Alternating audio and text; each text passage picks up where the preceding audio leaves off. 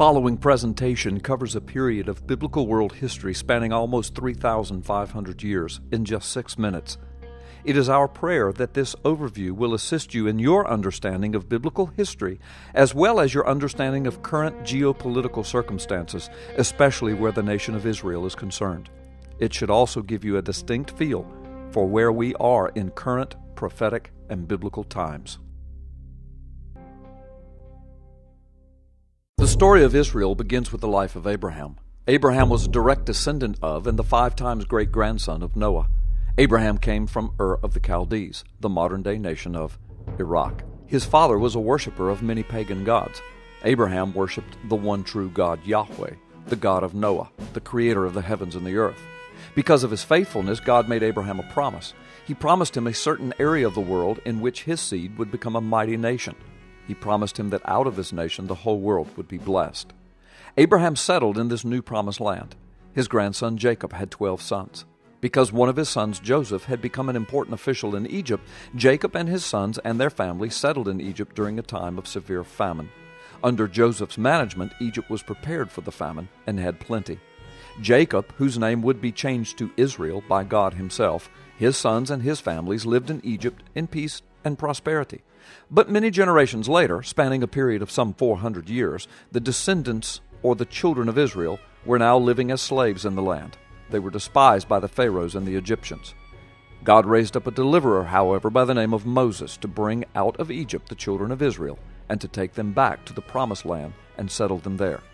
After 40 years of preparation, the giving of the law and the 10 Commandments, a system of sacrifice and worship, and a system of societal laws, the children of Israel were now ready to enter God's land of promise. They settled the land according to their 12 tribes or family groups originating from Jacob and his 12 sons. A new nation of over 1 million people was now born. The nation thrived and expanded under a system of judges for several hundred years. In about 1020 BC, Israel had their first king, Saul. Their second king, David, began ruling in 1004 BC. David established Jerusalem as the center of Israel, the capital and the center of Israel's worship of God. David's son, Solomon, was the next king. He further increased their power, wealth, and prosperity, and he built the first permanent temple and expanded trade with the nations around him. After Solomon, the nation went through a civil war. It was fought between the north and the south. The nation wound up divided. The northern kingdom was called Israel with its capital at Samaria, and the southern kingdom was called Judah with its capital at Jerusalem. Over the hundreds of years that followed, the northern kingdom was attacked, defeated, and carried off into captivity by the Assyrian Empire. 10 tribes were now gone from the land. The Babylonian Empire eventually captured and carried off the remaining 2 tribes of the southern kingdom. The temple was destroyed and the city walls and gates were torn down. This happened in 586 BC. The Persian Empire, which eventually defeated the Babylonians, allowed some of the Jews to return to their homeland and rebuild their temple, their city walls, and gates. They were still subject to the Persians, however, and were not an independent nation. All the while, there were strange and hopeful prophecies that one day Israel would return to the land in her full glory and power and would continue in that glory until the Messiah himself established his throne in Jerusalem. After the Greeks defeated the Persians, the Jews eventually rebelled against their new captors in 166 BC and eventually retook and reclaimed Jerusalem, the temple, and some of the surrounding area in 164 BC. They were still not an independent and secure nation, though. It seemed the prophecies of a return to Israel would never be fulfilled. In 63 BC, the Romans conquered the area, and once again, Israel was under complete domination of another foreign power. It was into this world and time frame that Jesus the Christ entered. In 70 AD, the Romans expelled the Jews from the area of Jerusalem and the surrounding territory.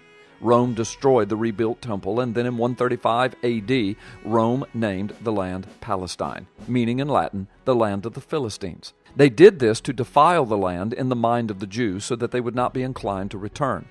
600,000 Jews lost their lives in the resulting persecution and extermination attempt.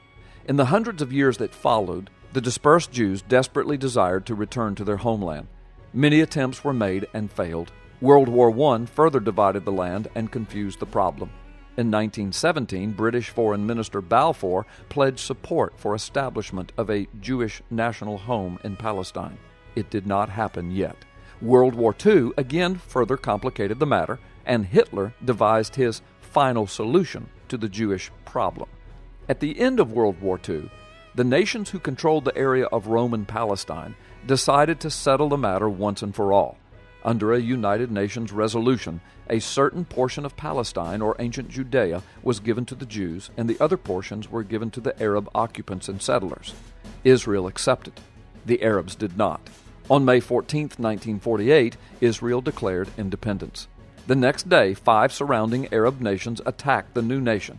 Within months, Israel was victorious, and the nation of Israel was now firmly entrenched and established. The 2,000-year-old prophecy seemed to have now been fulfilled. Since that time, Israel has been attacked time and time again, but she has been victorious every time. To this day, Israel is maligned by most of the world. They are considered interlopers and occupiers. The Arabs and the other nomadic settlers call themselves refugees from the land of Palestine. But the fact is this: no nation has ever occupied that land as a nation with borders and capitals, international trade agreements, a standing national military, a king and a government except Israel. No nation. And that national history of Israel extends back over 3,000 years. This is the earth. This is the promised land. This is Israel. This is the prophecy. This is the fulfillment. This now is God's countdown clock for the last days.